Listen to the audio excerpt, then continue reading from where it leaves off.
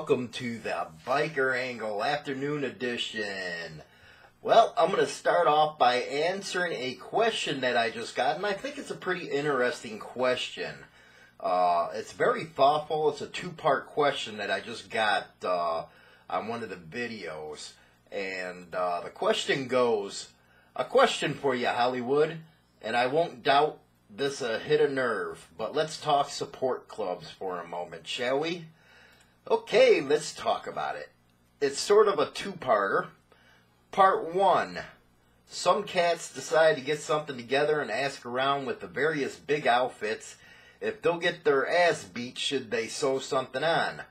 The big outfit says go ahead, but you'll sew this small patch on your upper chest, signifying we approve.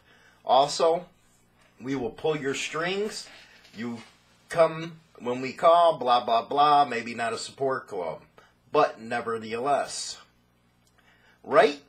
Are you hip to something like that going down? Part 2. The full-on support club. Much of the larger outfits have support outfits. I'm not going to name names, but any of the big clubs have satellites, so to speak, chapters of a different name running the same brand colors.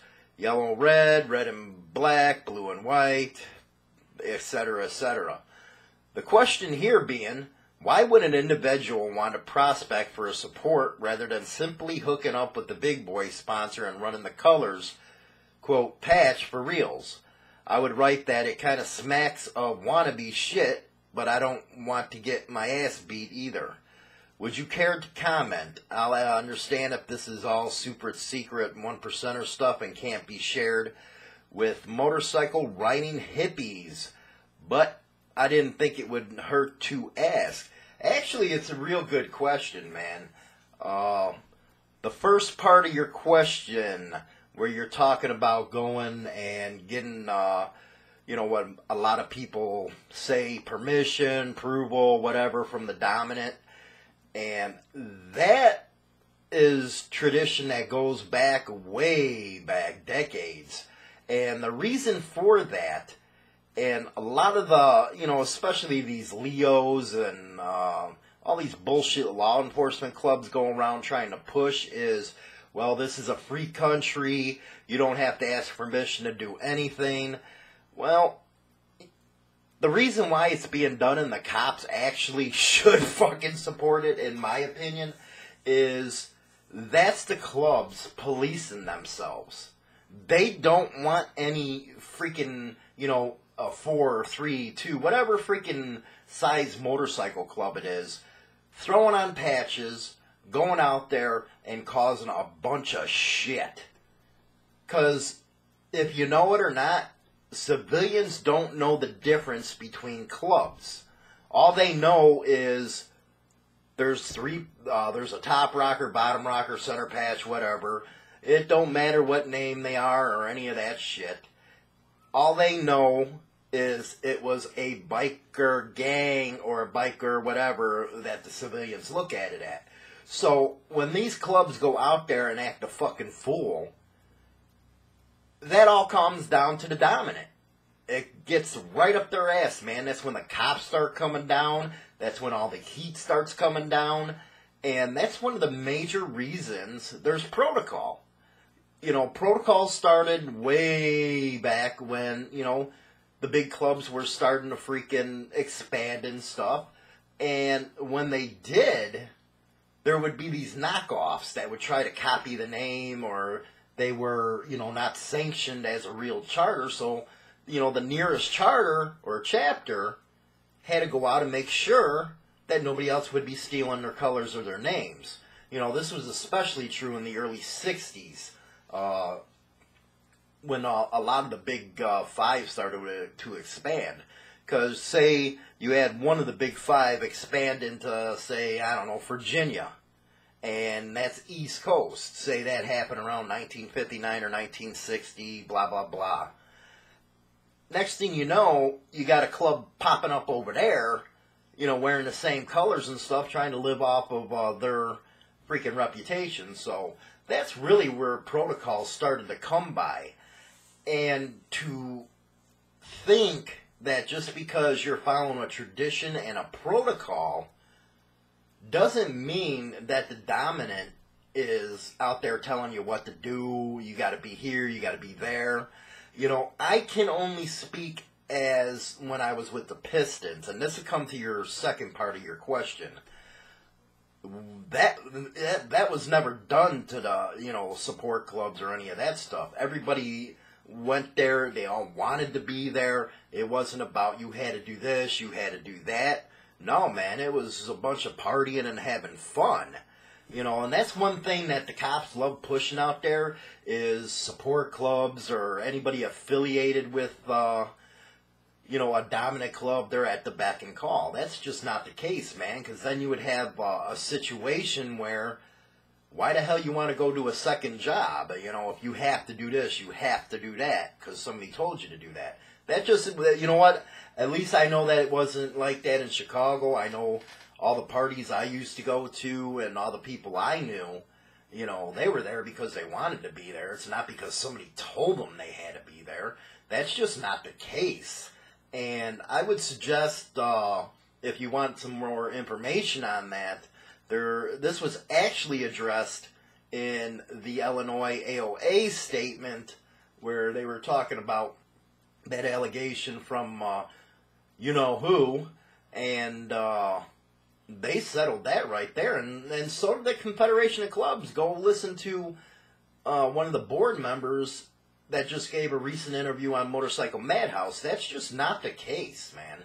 Where you're hearing a lot of that shit is on TV from, mainstream media, or you're hearing it from the cops. So, and they love pushing that shit. And the Alliance of Law-Abiding Clubs are really good at trying to push that as their main theme. And it can't be furthest from the truth, man. That,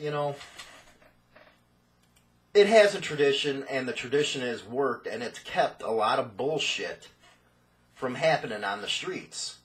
So, that's my answer to your first part. Part two, let's see here. The full-on support club. Many of the larger outfits have support outfits, which I'm guessing you're talking about support clubs. I'm not going to name names, blah, blah, blah. Rather than simply hooking up with a big boy sponsor and running the colors for reels, I would write that it kind of smacks of wannabe shit, but I don't want to get my ass beat either. Well, I can tell you, you walk up to a Piston or something like that and say they're a bunch of wannabes, I think they'll differ with you right there. But to answer your question, the reason a lot of people go with the support clubs is either money or the jobs that they have where they can't put in all the time, or the biggest thing with the traveling. With one percenter clubs, especially the nationals and international ones, you got, nationals you got to go to, a few times a year. You got to attend the funerals. And let's not, dues are no joke with the one percenter clubs, man. Dues can range hundreds of dollars per month. And there's a lot of people that can't commit to that kind of expense when it comes to trying to go after, joining a Big Five club. And that's one of the reasons why I preach, not only do you have to have the mindset, but you also have to have the understanding that it's going to cost a shit ton of money. And the traveling alone could kill you in addition to the, a couple $100 in dues. And you're probably saying, well, why do they charge so much money in dues? Well, you got to pay for your clubhouse, man. Most one percenters, they don't rent their clubhouses. They got mortgages, they got bills they got to pay on that, just like any other small business would, And I'm not trying to equate a motorcycle club to a small business. I'm just saying they got overhead that has to be paid, and that's the reason why it's so much money. Because look if you had a mortgage of say $1,500, and in some of the big cities, you're looking at $2,000 to $3,000 to $4,000 a month for some of these clubhouses. Now, what happens when you only got 6 or 7 guys in the chapter and most 10? Well, even if you take the high end of 10 at $2,000 a month just to make the mortgage. That's not including your bills and all that shit. You're looking at $200 a month in dues already. And then you got to put on your travel time and stuff like that. And some people can't freaking, do that stuff. So it's nothing about being wannabes or anything like that. They just, it's not affordable, for one. Two, their job comes into play where they can't do all the traveling and shit like that. And 1%ers, and I've always said that, it's a huge commitment, man. And just because with the support, and now with the support clubs, of course you want somebody in support clubs, man, because you're close to, and you know what? The relationship between the support clubs and the dominants, now I'm only speaking the way the Pistons used to be. The Pistons were really close with the AOA. And I know our chapter was, we thought of them just as brothers, just like anybody else. And, we weren't looked upon any different or something like that. We'd jump in the fray if we had to.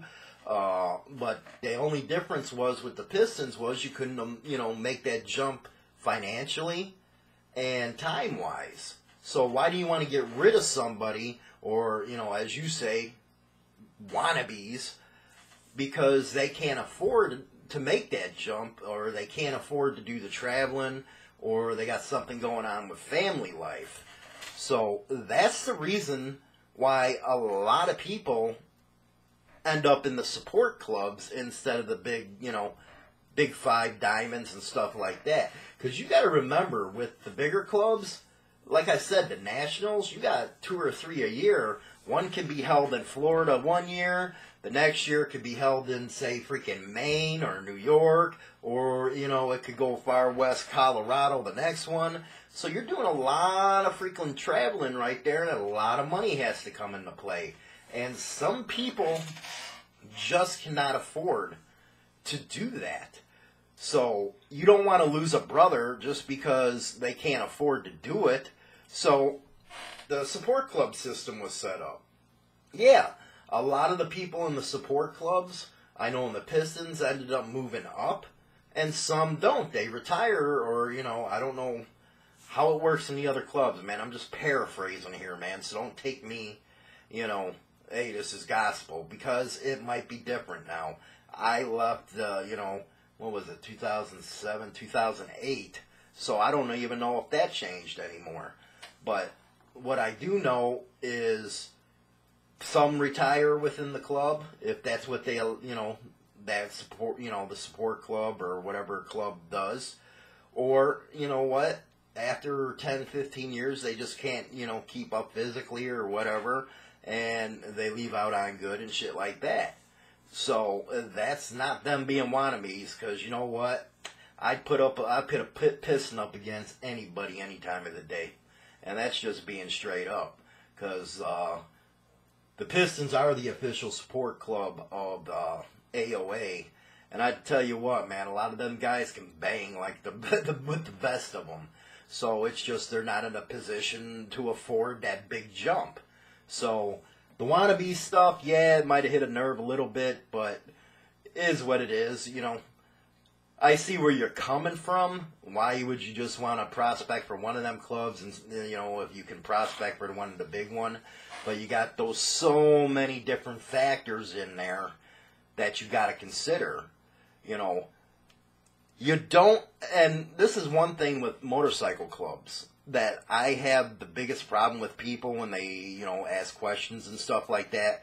And this is why I always say, join riding clubs or join ABATE or some kind of political type of organization, because there is a lot of commitment in an MC. And I'm not only talking about, the 1%ers and stuff like that.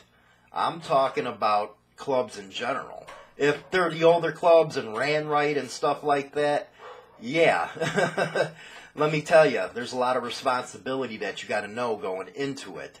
So that's why I tell everybody, if you're not for sure, if you got one shred of doubt, don't join a motorcycle club. Don't waste your time. Don't waste their time. Because it's not fair to either one of you. So,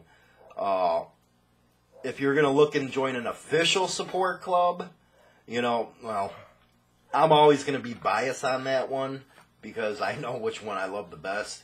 But, and, you know, those are the same type of guys you'll find in any of the one percenter clubs and stuff like that. They just, again, don't have the financial backing, or they can't do it for one reason or another. And you don't want to, again, exclude somebody that could be a damn good brother because they can't make that jump. You know, the support clubs are there to support, you know, the dominance, man. You know, to me, AOA was, you know, I grew up in Chicago, so that's the way it was. AOA was, you know, the best thing around, still is, in my opinion. That's just my opinion.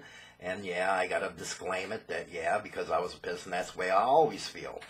But just like you'll always feel, you know, if you're in a support club for one of the other big dominants, you'll feel that they're the best. That's just the way the shit works.